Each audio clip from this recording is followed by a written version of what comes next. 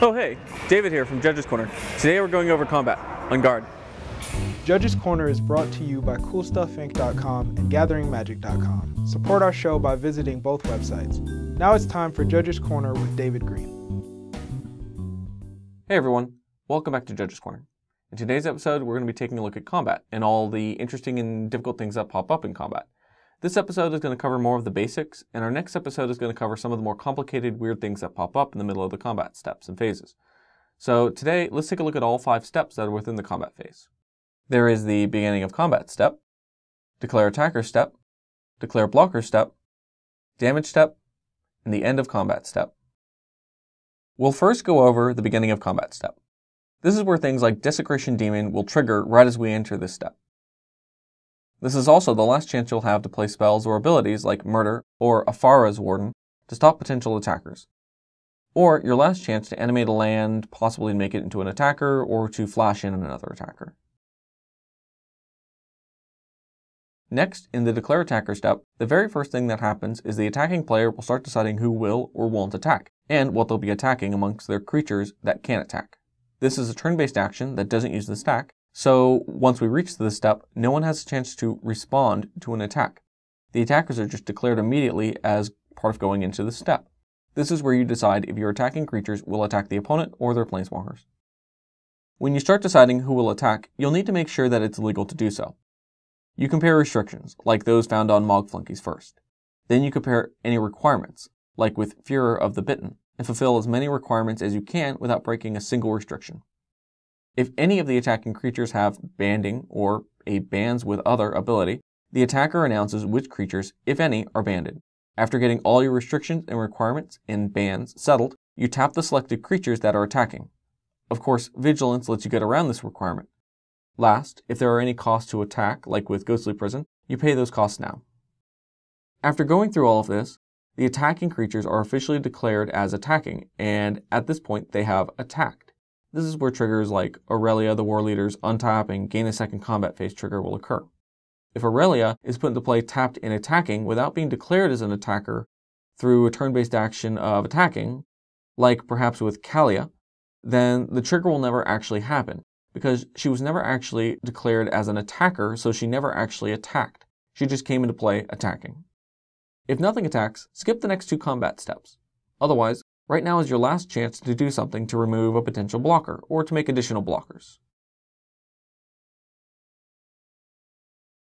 When the Declare Blocker step starts, the defending player will start off with a turn-based action of declaring their blocks from the creatures they have available to block.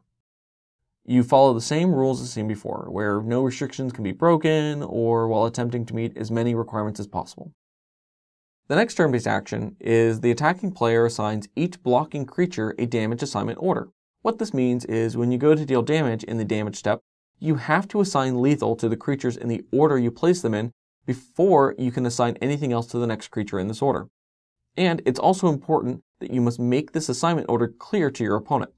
So if you as the attacker assign my blocking Fleecemane Lion first and my blocking Painseer second, I could then pump my Lion to an 8/8 with Stonewood Invocation in the Declare Blocker step, keeping you from likely killing either with your attacking Arbor Colossus. The same is true, but in reverse for if a blocker blocks multiple attackers, like with a monster's 100-handed one. This happens after the attacking player deals with their ordering. If something is removed from combat after this ordering occurs, the rest of the order for damage assignment remains unchanged. If something is added to the blockers or attackers after this order is set up, they'll be added into the current order, and the person who would normally decide their order decides where in their order they'll be going. Things like Elite Javelineer or Ichorclaw Mirror will only trigger once after all of this, because they only trigger when the event happens, but things like Tangleasp or Sylvan Basilisk will trigger for each creature blocked or blocking them, respectively, because of the way that their triggers are worded. Cards with effects like Master of Cruelties will only trigger if they are attacking and aren't blocked at this time. After all of that, this is the last chance you'll have where you can remove something before it would go to deal damage, like playing a Restoration Angel and using its triggered ability on one of your creatures currently involved in combat. It's also important to note that removing all the blockers from an attacking creature after it was blocked won't allow it to deal damage to the person or planeswalker it was attacking, because it's still considered to be blocked, unless it had trample, or some other effect like seen on rocks. Finally, we enter the combat damage step. First, as a turn-based action, the attacking player assigns how their attacking creatures will deal combat damage to each blocker in the assignment order. Then, the blocking player does the same thing. You have to deal at least lethal to blocking or blocked things, but you could deal more if you want, following the combat damage assignment order mentioned in the declare blocker step. If something was dealt 3 damage earlier by a lightning strike, then you can take that into account when assigning damage, as it could mean that you only need to assign 3 less, before continuing to assign more damage to other things. It's also worth noting that when assigning damage, if something has protection from something else, it'll still be assigned damage, or even lethal damage. But when that damage is dealt next, it'll be prevented to the thing with the appropriate protection. After everything is squared away, damage is dealt simultaneously. Anything that would die, dies. And then anything that triggered off of damage being dealt has its triggers placed onto the stack. After all that, priority goes to the active player, meaning that no one ever had a chance to respond to any of that stuff before it actually occurred. If something with first or double strike was attacking and going to the damage step, then they're the ones who deal damage in this combat damage step first. After this step, there will be a regular combat damage step, where regular creatures will deal their combat damage normally, or creatures with double strike will also get to deal damage for a second time. Last, there is the end of combat step. A few abilities trigger here, and it's technically the last chance to deal with something attacking or blocking.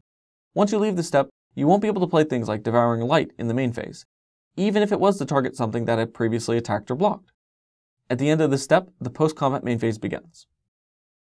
So stay tuned next week where we're going to talk about more stuff related to combat, such as some tournament shortcuts related to combat, or going more in depth on the requirements and restrictions of combat, or even talking about other combat-related silliness like regeneration. And if you have any questions, make sure to send us an email at judgescorner@gatheringmagic.com. Also, if you like this video or other videos we produce, make sure to subscribe. Or check out our playlist for some of our older videos where we may have talked about topics you may have questions about. Until then, make sure to shuffle thoroughly, play at a reasonable pace, and Mortal Kombat!